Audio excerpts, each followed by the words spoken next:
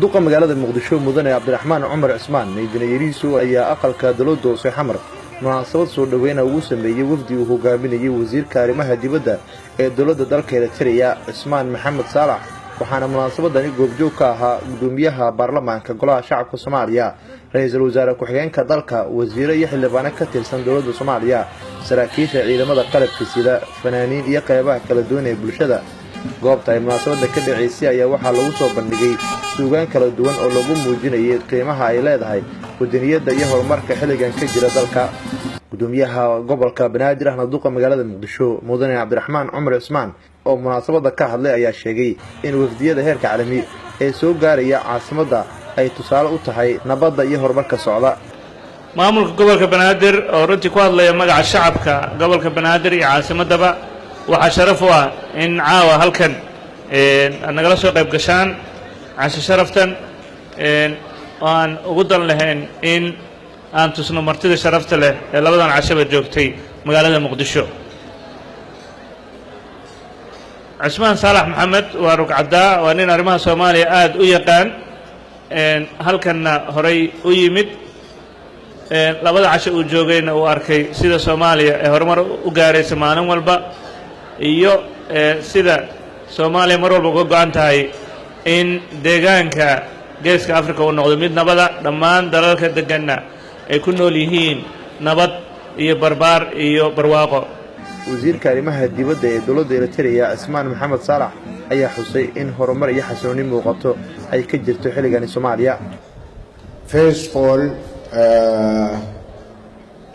I am coming back to this city after maybe more than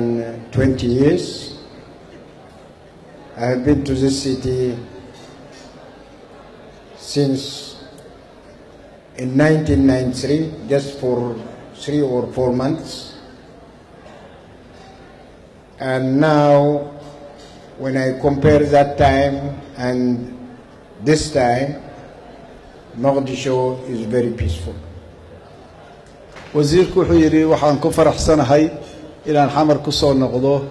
20 sano kadib wuxuu yiri xamartii aan barigaas arkay 1993 oo aan 2 ilaa 3 bilood joogay iyo xamarta maanta waxay aad u kala duwan yihiin waxay muujinaysaa nabadii iyo xasiloonidii inay ku soo noqotay magaalada xamar wasiirka arrimaha dibadda ee dawladda Soomaaliya mudane Axmed Ciise Cawad ayaa ku amaanay maamulka gobolka Banaadir isbedelada wanaagsan ee caasimadda ka muuqda waxa calaamad u tahay marka ugu horeysa injineer Yariisow inkastoo uu yahay nin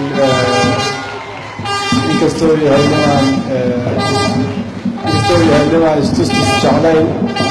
inuu haddana yahay hogaamiye fiican